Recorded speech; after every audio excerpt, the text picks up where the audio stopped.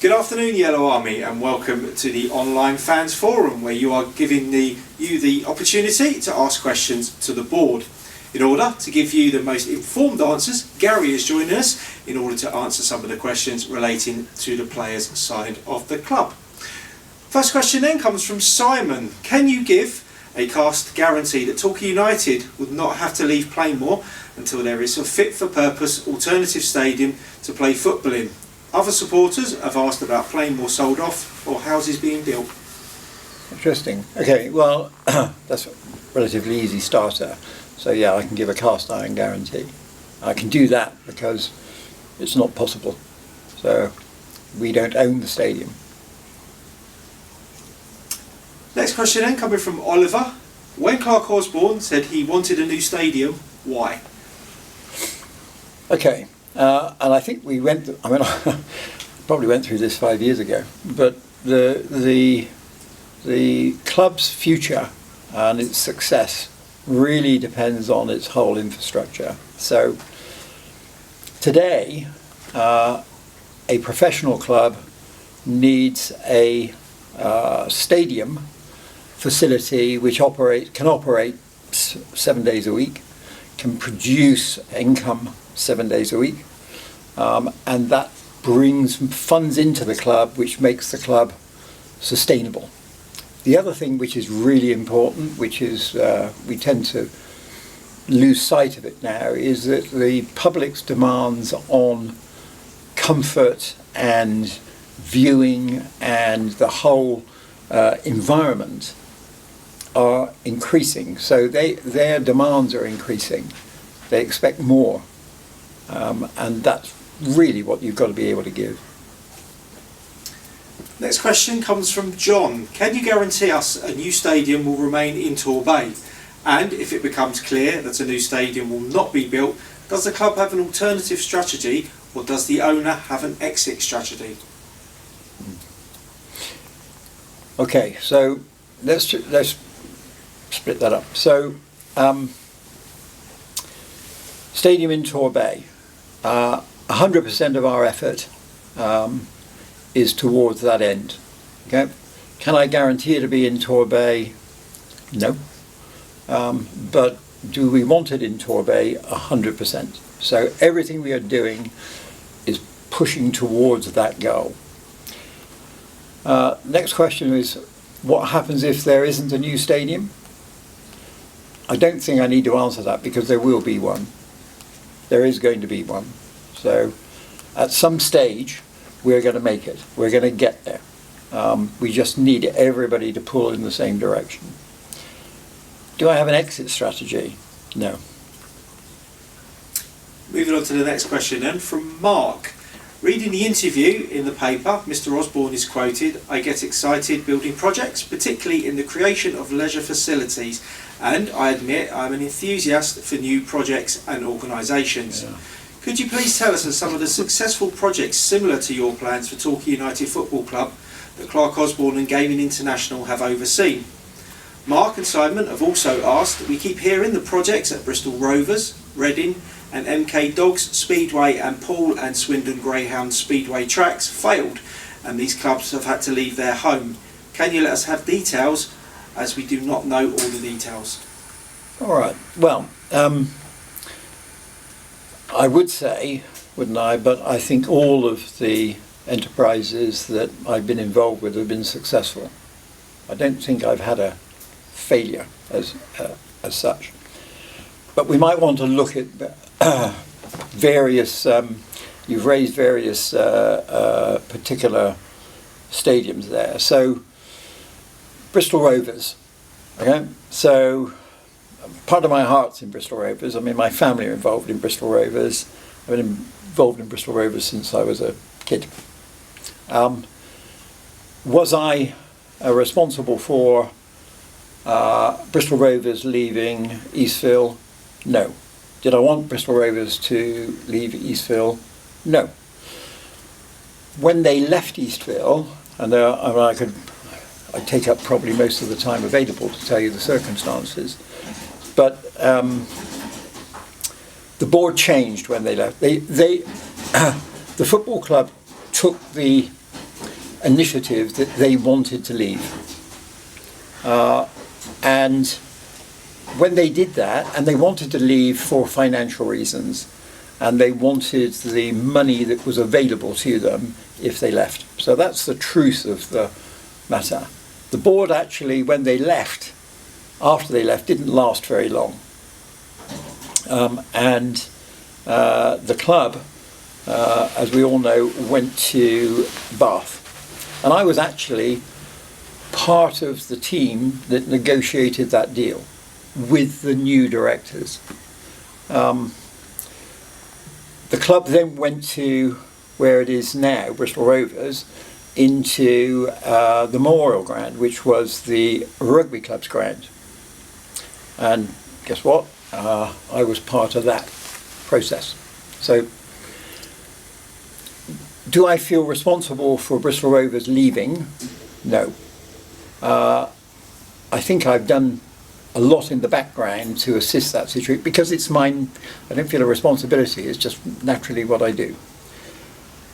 In terms of the stadium in Bristol, I think under my direction, if you like, when I was CEO, of its type, it became the busiest stadium in the UK in terms of greyhound racing. It was a forerunner in those processes, and you may or may not know that it brought Speedway into Bristol. It wasn't there before, and it became the most successful Speedway operation of the modern era. Speedway ended not because I wanted to end it, but because the local authority threw it out in terms of planning. So I think I count Bristol as a success. Milton Keynes, we bought it when it was actually on its knees. We made a lot of changes there. It became very successful. We eventually developed it with the local authority. So there was a local authority link-up which drove the development that way. And that was in response to the local authority giving us an opportunity at another area in Milton Keynes to build a new stadium, which we failed. It is a bit ironic in this process, but we actually failed because we couldn't get planning permission from the same local authority that gave us the opportunity. So, but go figure, as it were. But again, do I think it was a failure? No, I don't think it was a failure. Reading, okay, we bought that when it was on its knees. We refurbished that process. We went through with the local authority who had the lease. They were the freeholders. A new facility. Spent a lot of money. Really, very, very good facility. What happened? Local authority, at the end of the day, said they didn't want it, albeit their promises in that process. And then the local authority wanted the lease. We had to give up the lease. Why do we have to give up the lease? Because they wanted to extend, which is, again, a bit ironic. They wanted to extend the sewage park that they had next door. Did they do that? No. Is the stadium still there? Derelict? Yes. Did I put it there? No. So, I can't think of were there others? Poole and Swindon. Okay, well, Poole and Swindon are both operating. So, Poole we rebuilt completely. It's been there for 20 years, still operating. Successful. Greyhound racing closed there because of the pandemic, which I didn't create, by the way. The other is Swindon. Okay, Swindon is operating. We bought Swindon when it was about to close because it was going to become a car auction site. We've had 20 very successful years there. Next question then comes from Emily and John.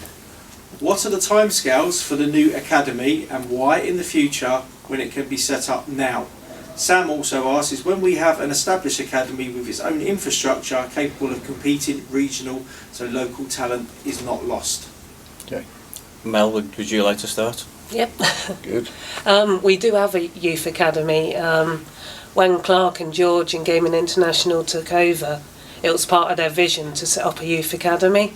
We did it. The youth academy was previously closed twice. It's opening now. Robbie Herrera oversees it. We're bringing good youngsters through, which was shown against Frame when Gary selected quite a few of them. Unfortunately, where we're limited is we don't get any funding, and we got no protection over our youngsters. So we can have someone from the age of 9 through to 17. Wigan, Plymouth, QPR, Man City can all come in and take them, and we don't get a penny. Next question coming from Bob then is, given that you have said that you are going to get us back into the Football League, in practical terms, how are you going to achieve this? I think that's an easy one. One club, United. Okay. Enjoy the good times and support the club through the bad ones. Yeah, team effort. Michelle comes up next then with, what plans do you have if we, disappointingly, don't achieve your and the supporters' aim of promotion back to the National League this season? Would we have to go part-time? I think we've already given the answer to that one, but I interrupted you then. No, that's fine. The answer is no. We're not going part-time. It's a professional club. Dan asks the next question then. Is the main objective of the club, on the pitch, and the board to return to the Football League? If so, are all budgets, assets, tools at the management team's disposal to achieve this goal? Naturally, COVID has had a huge impact on the world economy and businesses are having to deal with inflation and rising costs. Other supporters have also asked, what is the plan for the next 5 years and why did the 5-year plan not work when you took over? I'll start on that if I may. Go. We were 2 referees' decisions away from achieving the plan within 2 years. And the objective still remains to be in the Football League as soon as possible. Yeah, I mean, Gary's got to answer the question of whether or not he's got the budget and the support. And I'll move away from him, so I'm outside of swinging distance when he answers And I'm not that holding question. him. But yeah, I mean, go to what George said. I mean, we were very, very close, and commitment's still there. It's the same. Sam and Dominic have both asked, how does the player budget compare with last season? Will the club confirm if our playing budget has been reduced? And if so, how do you propose to push towards the Football League with reduced investment in a very competitive environment? We appreciate funds are tight, but will more damage be done to the club long term if we don't achieve promotion? Can we expect to see clear action being taken for the well-being of our beloved club? Gary? Yeah, I mean, I don't get involved in the whole budget of the whole football club, but what I do know is that the football club gave us the opportunity to keep 9, I think, of the 11 players that finished the season so well, and everybody was happy that we kept them. We thought it would give us a good start. Unfortunately, a few of them have been injured along the way, but and we managed to keep them, and the only reason we managed to keep them was because the club offered them similar, at least the same, and sometimes a little bit more, to stay at this football club. And if I'm honest, the only ones that left, and there was a couple of them, one was Nico Lawrence, who was on from loan. that last game, who was on loan anyway. The other one was Frank Newell, and everyone we've lost that we didn't really want to lose, we've actually, the club has made good offers to, very good offers, and often are very similar, if not the same, as the league club that they went to. However, until you get into the Football League, that's still the draw for a lot of players at our level to get into that Football League. So it makes it difficult. We've had some very very good players. We've had some good luck. We've had some bad luck. The club has to rebuild all the time. And the big thing is that, you know, we're not often sitting like this when we all meet up, but we do discuss. Every player that I want to sign, I discuss with George and Mel every day, and then Clark gets to hear about it. And as I've said a million times before, so I'm not lying, the club has always given us that opportunity to sign players that we think will give us success. So it's why I've been here a long time. We have had a little bit of bad luck, and there's certain things that go to that with the relegation and all that when we were so close to the Football League. But I think the big thing is we've all got that faith in each other that eventually it's going to happen. We just got to be patient, and we've got to keep building on what we've got now. Absolutely right. Oliver points to the next question then. With the team still looking like they need a bit more competition, is it likely we sign or loan anyone in soon? Well, of course, if Harry Kane becomes available, then I'll He won't ask be going Clark to United. Yeah, we're always looking. You know, you have to, because you don't always get the one that is the person you want at that time. He might not want to leave his club. You know, he doesn't want to move down here. So you have to have options, and you have to have local friends, as it were, for your loans. The thing is, when all our players are fit at this moment in time, we will have, in my opinion, 2 strong teams, because we've got a strong team that's not available at the moment through injuries. So it's difficult to go in and get somebody unless the actual right one at the right time comes along and fits our principles and fits our club's. We want players that are not only good players. There's a good atmosphere amongst the players, and players enjoy being here. And we got to keep that, you know, the personality as well of the player, as well as the playing ability of the player. So, but if we went out and every time we got an injury and brought someone in, we'd have 50 players, and that's not sustainable for either the club or the players themselves, because 30 odd of them wouldn't get a game. So we just, you know, we got to say, okay, we've had a bit of bad luck, but as I keep saying, we're building, and eventually 100% we'll have that. We'll end up with that group that gets us where we want to go, in my opinion. Matt, with the next question then. Mr. Osborne is no doubt an astute and successful businessman. He is not from this part of the world, and therefore does not have the TUFC DNA running through his blood. So why would he inject 6 million of his own money into the club?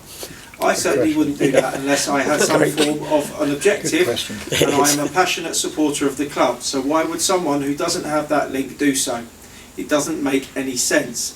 There has to be some form of a way out for Mr. Osborne to try and recoup or at least benefit financially from his investment, or it would be tantamount to insanity to just willingly inject money into a loss-making venture.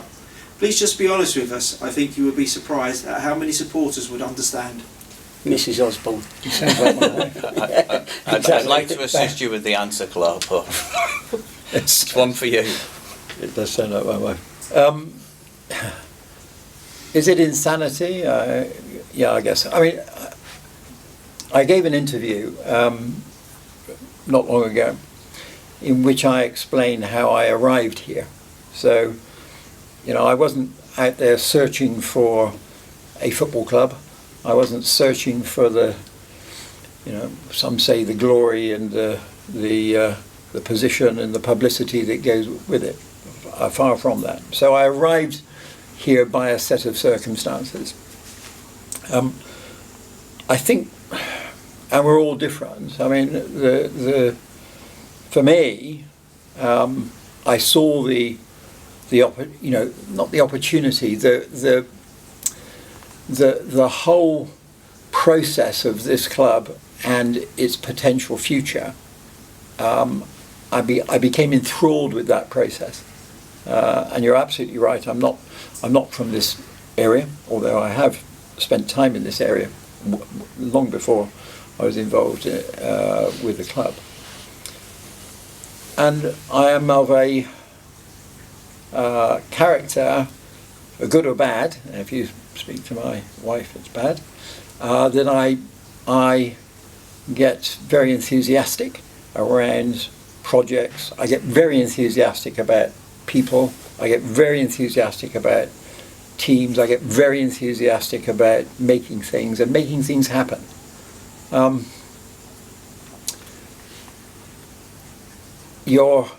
The questioner asked, okay, well, there must be a plan here. There is a plan. There must be a plan to recoup this and to get this investment back and to make more money. That isn't the case. I don't think that is the case anywhere with football. I don't have a plan in that respect, I'm afraid. And I think probably that's a good thing, because if I did have a plan, I'd spend my time continually disappointed in myself. So it's all about achieving goals, okay? Goals on the pitch, goals within the club, getting to those positions, making the whole thing work. That's what really gives me the buzz. Will I come out of this financially better off? No. Will I come out of this financially the same? No. But that's not the goal. Next question comes from Dominic M. He's asking, why have you treated the Tust and Travel Club so shabbily in the last few years? They are the true supporters and have the club's best interests at heart. I don't understand why you don't want to deal with them. I'll take that one, if I may. Okay. We have actually met with the Travel Club, and they've decided they'd like to remain independent. In relation to the Trust, we've had many meetings over the tenure of this board. And our door is open to anybody that wants to work together with the football club in the best interests of the football club. And that will always remain. Dominic also asking a question, is it true that Gary Johnson has shares in the club? I think that's one for you, Gary. Don't tell them. Well, unless my missus hasn't told me, she deals with my finances. She's the financial expert. And unless Clark's done a secret deal with her, I don't know. But as far as I know, absolutely not. I can confirm that. Yeah. Dominic and John have asked, why do we not get a supporter represent on the board as was initially promised? And will you guarantee a fan member on the board, and what are the timescales for this to happen? Okay, so, well, I think we have, how is it described, a supporter, did you say? Yeah. On the board? Well, we have that already. So she sat next to me. So I think, and I'm not about ticking boxes. So I think everybody needs to recognise that. I mean, Mel is. I mean, it's in her. I said in the interview I did, it's in her DNA. It's not because she sat next to me, but she's a really bright girl. She's got the club through and through, and in her family. She works extremely hard. She's very able. So she's a brilliant representative of supporters. Okay, brilliant board member. Do we want more, or is that situation fulfilled? I don't think there's a number that said. What I would say is that for anybody who is, in the parlance you've used, local, and is a supporter, if they have, if they're able to invest the time, the money, and they're the right people, then look, the door's open. This isn't a closed shop by any means. So I mean, and if if you're out there and you feel that you could take up that role and you are prepared to invest, then talk to this guy. Give me a call. Talk to him. Robin gives us our next question, and Robin asks, given that the two directors of the club are heavily involved in the day-to-day operations at TUFC, why haven't more local directors been appointed as promised by Clark Osborne? By doing so and appointing appropriately qualified and experienced individuals, the club could acquire much needed additional expertise as well as enabling proper oversight and accountability as regards to how the club is run. Well, I've answered that in part. The second part of that, which was a comment rather than a question, I take issue with. So I do take issue with anybody that says this club doesn't have sufficient oversight or is not properly run. Agreed. Next question comes from Dominic and John, and they have asked, can you confirm the new steering group will include people who have different views about the club and free to offer opinions and constructive criticism? Yeah, I'll take that one. From speaking to supporters over the last few months and years, supporters all have different opinions. It's what football's based on. At Torquay we have a very diverse supporter base with young kids, families, those that enjoy the pop side, those that enjoy Bristow's bench, family stand. And from speaking to supporters, especially the last couple of months, it's clear that there isn't a communication pathway that represents everyone. And from speaking with George and Clark, we were very keen to get something started to enable that process. So the idea is it's a cross-section of supporters that represent all of Torquay United, but the main thing is it will be independent of us. We're just helping facilitate it. We will be putting more press out in the next couple of weeks, but once we've got a clear committee that are interested, we will pass it over to them and they will then see it forward. But it's important to us that the whole of the Yellow Army is represented. Next question up then is from Michelle, Clive and Dominic, and they've all asked, is it possible to hold a fan forum face-to-face where either yourself, George Edwards, Mel Heyman are present alongside Gary Johnson and a couple of players to help engage us, feel a united front behind hopefully pushing this club back to the Football League? Surely it's better to discuss in person. Well, we've started that process with Clark's initial interview, which he gave to a local newspaper. We've continued the process with this online fans forum, and that process will continue further with the supporter steering group that Mel's just been talking about, and we'll go further once that steering group is set up. So yes, there will be an opportunity face to face going forward. Mark, Dominic and Oliver are next with the question, and they have asked, do you accept that sticking with Gary Johnson was a mistake last season? Last season was an abject failure for which the management team should have paid the price. With so many bright young coaches looking for an opportunity, why did you entrust this season to a manager that many will say is living off past glories? With fans looking at these recent poor performances, why are we not allowed to say whether or not Gary is Gary in or out due to the bans? I'll answer that one. We have the best manager to do the job we're looking for. This is the best manager sat next to me to take us through the leagues and into the EFL. In relation to the bans, a number of people have been banned for criminal offences, and those that have been banned by the football club are those individuals that have taken the football club's good name and the good name of our excellent supporters into disrepute. I don't apologise for that, and none of the board apologise for taking those steps, and we'll continue to do that. But to answer the main question, we have the right manager for the job. Tim Discombe with the next question then. Given the experience of our team management resource and in light of the steady decline in the team's league standing over the past 1.5 seasons, how much of this decline is considered to be due to ineffective coaching and playing tactics? Yeah, always a disappointing question to put to a manager and a coach, of course, because we know we do all we can to get success for this football club. Started off very bright, of course, which was the promotion out of the Conference South into the National League. Then we had the COVID situation, but then we got into the playoff final, which we've mentioned a few times. I won't say, we'll say it again, the referee's decisions cost us. They did. Probably Cost me a fine.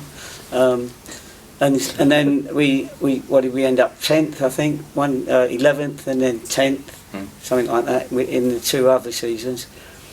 Last year we finished like a train, but unfortunately we got relegated back to the National League South, and of course there were reasons for that. We did lose a lot of players after our very, very good season that took us to the playoff final, and a lot of players decided to go into the Football League, as I did. So ineffective coaching. I mean, we have probably helped many players that have come through this football club during our tenure that are now earning a very, very good living in the game.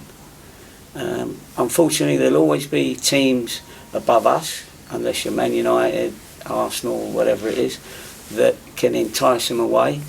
We're coming up to a period of time as well now, where in January agents are going to be trying to move players on. The answer to it is we're the same people, with the same dreams, with the same tactical coaching now as we were in the successful years.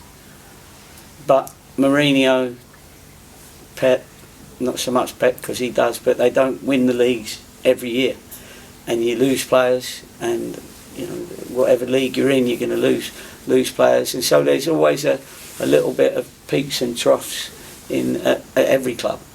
But the good thing about the continuity of us is that new players want to come here. They actually want to come here, and we've had some great loans, really good loans that we've been happy with. And I think if people go back and see the number of loans that they liked, then they've seen some very, very good players come through us, and we've had some fun. In this room we still see the pictures of having the fun, and it's ups and downs, as you say. You've got to cope with the down times, but you've got to keep believing in a project, and that's what I think we're all doing. Certainly I do, which is why I've been happy to be here for 5 years, 6 seasons, whatever it is, and we'll do it. As I said before in the previous question, it just takes a bit of patience, and not somebody saying to somebody who's had probably 10 promotions, 6 as manager, a couple as assistant manager, and so on and so forth. It's a little bit derogatory, and but people want to be proved right, that say those sort of things in that sort of way, and I think I've lost whoever that was. But hopefully we gain others, and that respect both ways is, I think, important, because people, it's easy to say that, but if you look back, the club's in a good position right now in this new season, 4th despite all our bad luck on occasions with injuries. But we're all here because we all believe in each other, and of course ourselves. Keith is next, and he asks, why do we not leave players up when defending corners and set pieces? We are one of the only full-time clubs in the league, and we constantly don't back ourselves tactically. Okay.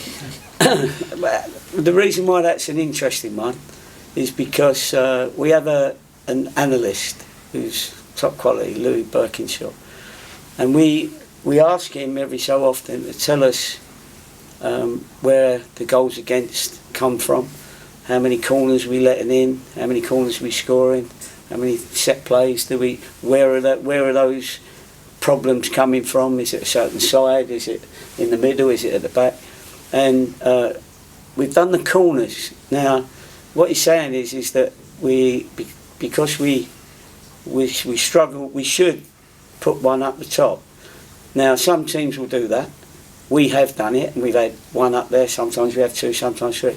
But at the moment, so that we could gain a little bit of momentum, we've brought everybody back. Now, we decided to have a zonal defence, to have one more back, and not a man-to-man marking, because we think our team is better at zonal marking. And then we will try and get forward as a group. So Mark might catch it, he might throw it out. The other day it was a wide free kick that he came, we had everyone nigh on back, he caught it, kicked it out to Lewis, who then scored the goal. The stat for corners is we've let one goal in all season in 30 something odd. There's been 110 corners. Only one goal's been scored direct from a corner, and another two from the seconds of corners, so where we've headed it out and somebody's volleyed it back in. So out of 110 corners, teams have only scored 3 goals. That's not a bad stat. It's a very good stat for corners against. So I hope the fella takes it on board. And funny enough, the timing of that is funny, because 2 of those goals were against Hemel Hempstead, who we play Saturday.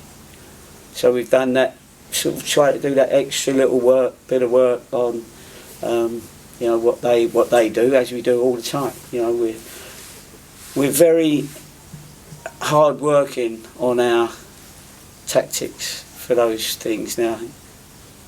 That's what we do, and that's what the analyst does, and that's why we're gradually getting ourselves back up that table. Simon's next up then. He says Clark Osborne, in his recent Torquay Weekly interview, said that when he came into the club he wanted to put the club on a solid and sustainable financial base. Given the club's accounts show that it is making a loss year on year, how would the board define financial sustainability? When does the board expect the club to achieve this, and how will it get there? Well, let's define a sustainable financial base. Sustainable financial base is achieved when the club can attract sufficient revenue to pay its outgoings. That is the level of sustainability. To achieve that, go back to what I said before, I believe the club has to have a facility, a stadium, which is capable of attracting support and keeping those support and gaining revenue from that support when they're here, but also operating on a 7-day-a-week basis, so that it is actually creating revenue continuously as a destination, if you like. Its academy has to be financially productive. It does so because it uses its facilities, it trains, it does other things for revenue, but primarily it attracts and builds talent, which the club then uses. It comes into the club's balance sheet, it comes into Gary's portfolio of available talent, which is there. When those two things are primarily achieved, the club, in my belief, has sustainability as an option. And that's where we're going. That's where it has to go. Will with the next question, and he says Torquay has always had a problem attracting players to move down this way. Has the club thought about relocating the training ground to Bristol in order to attract a greater pool of players? It is an interesting one, and me and George had a discussion one day on just putting that in our thoughts, and would it work, and would it work, would it not work? The thing is that when you get players to come to us, we want them to commit themselves to this area and to this football club. You know, we don't want them to live in Sheffield and travel down every day because they're only going to be here 6 months or something. You know, we relocate them. The club does fantastic in relocating the ones that don't relocate themselves. A lot of our players move down here with their families and everything, which is great. We've got the Goals Lodge where, you know, we can put in the younger lads that can't afford their own place just yet, and we've got some rented accommodation for others. So it's actually a very, very good thing to have all your players in an area. So therefore, in the same area as where the club is. Therefore, you have to have your training facilities in that area, as where the football stadium is. As long as the training ground, and we've got training grounds that are very good in this area. You know, I've been to a lot of clubs, and you know they're sufficient. Silhane and South Devon College. So while you've got that, then there's no need to split the group. Where do they live? Do they live near Bristol, or do they live in Torquay? And the ones that are committed to Torquay would have to drive to Bristol for training. Do you know what I mean? It's not be great for me because that's where I live. But you know, if something came up like that, and it was then you know, obviously the club would talk about it and then make that decision, which we did, and said, you know, we really need people in this area to commit themselves to this area at this moment in time.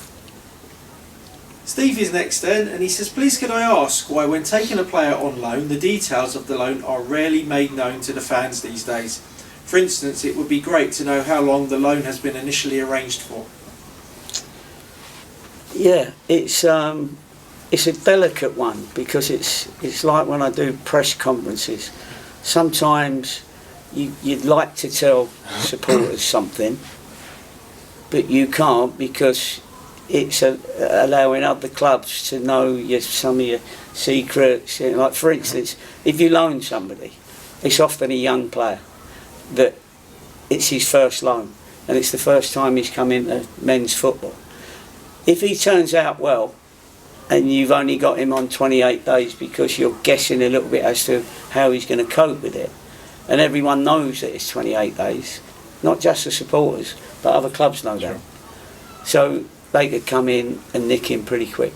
So that's one of the reasons why you don't tend to, if it's a short-term one, say the length of the loan. That's right. Now there are loans that are longer, but often have a 28-day recall.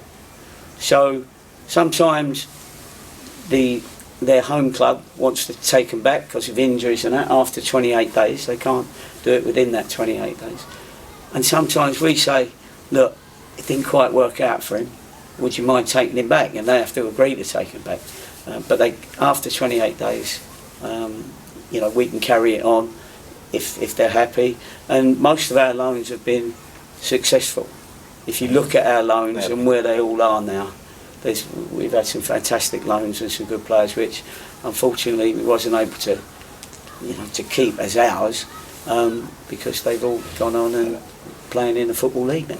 I mean, I shouldn't talk about football matters, but one of the things around loan players, which I think everybody needs to realise, is that our success with loan players really depends on Gary, because what's happening in these situations is that clubs are loaning their talent, and primarily they're loaning talent which they want to improve.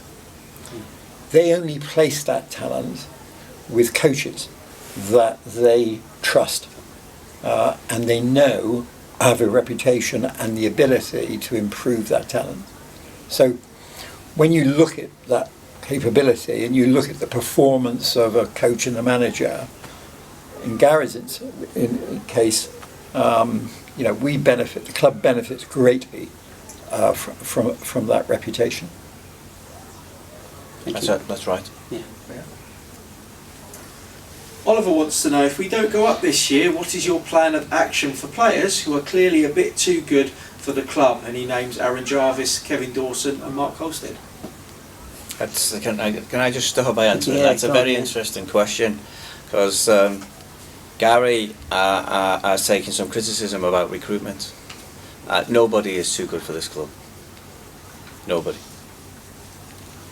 No, obviously that's important, because you either want to come or you don't want to come, and what we try and do is what Clark just said there. You try and sometimes we're the ones that have to develop them, especially if it suits us as well.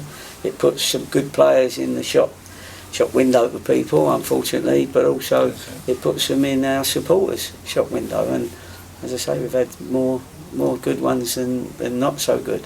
But it's not fair really to mention 2 or 3 names, sort of thing, you know. But you know, what we do is we try and keep the ones we want to keep.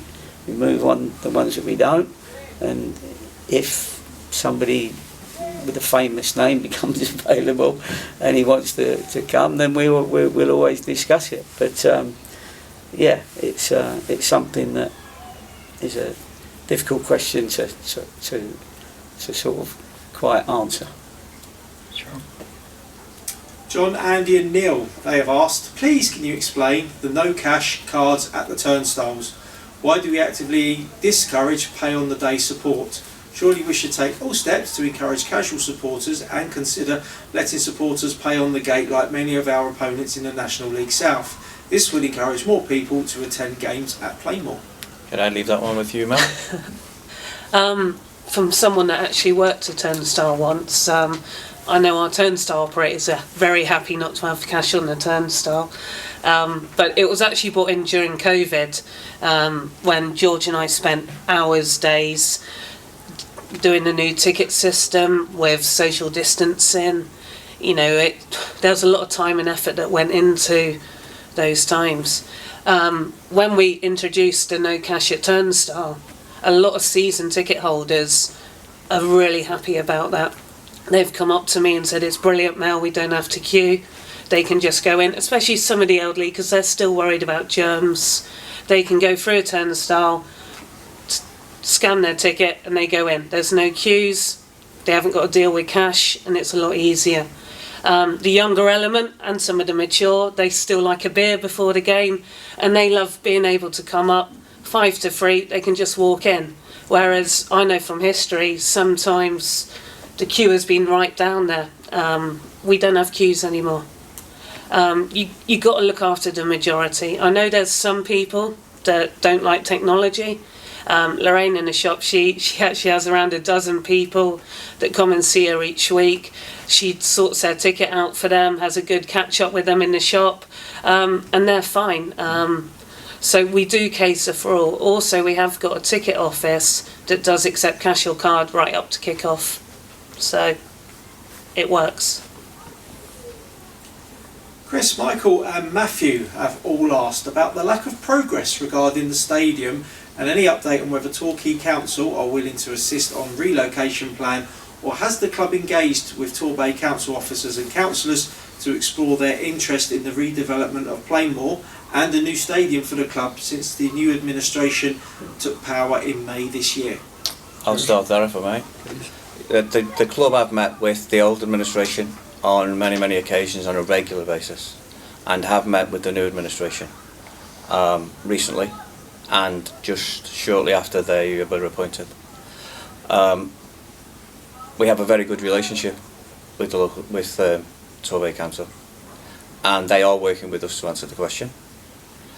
There are no plans to redevelop Playmore, as Clark has already indicated earlier. That's not within our gift. And we hope to be able to share with our football fans, our supporters, an update in the very near future. Things are looking positive. Which leads nicely to the next question, as several supporters have asked, what are the timescales and proposed locations for the new stadium? I can't share the timescales. What I can share is that we appointed Savills to assist us in looking for the right location. That's been a long process. It's been an ongoing process. We've shared that information with the local authority, and we will continue to update our supporters when we can. I can't give you a timeline for that, but as I said earlier in the last question, we should be in a position very soon to update them with more positive news. And the last question today comes from Dominic, who has asked, why should we believe in you as owners? Good question. I don't think you have to believe in me as the owner. I think what you have to do is believe in the club. Yes. So It's as simple as that. Believe in the club. One club, United. And I've had several clubs, and honestly, you want to work for people that have the same work ethic as yourself. The biggest thing is, and this is not my ending speech sort of thing, but at the end of the day, we've got a fantastic group of staff here as well, football staff.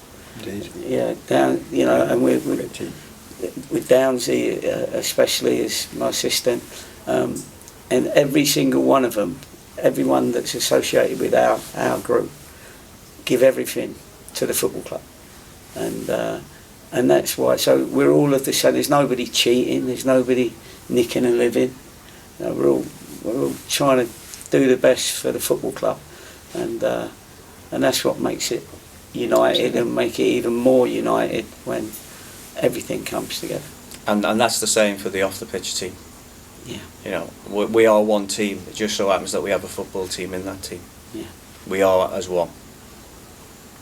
Mel, Clark, Gary, George, thank you for your time today. Thank Pleasure. you. Thank you. Thank you.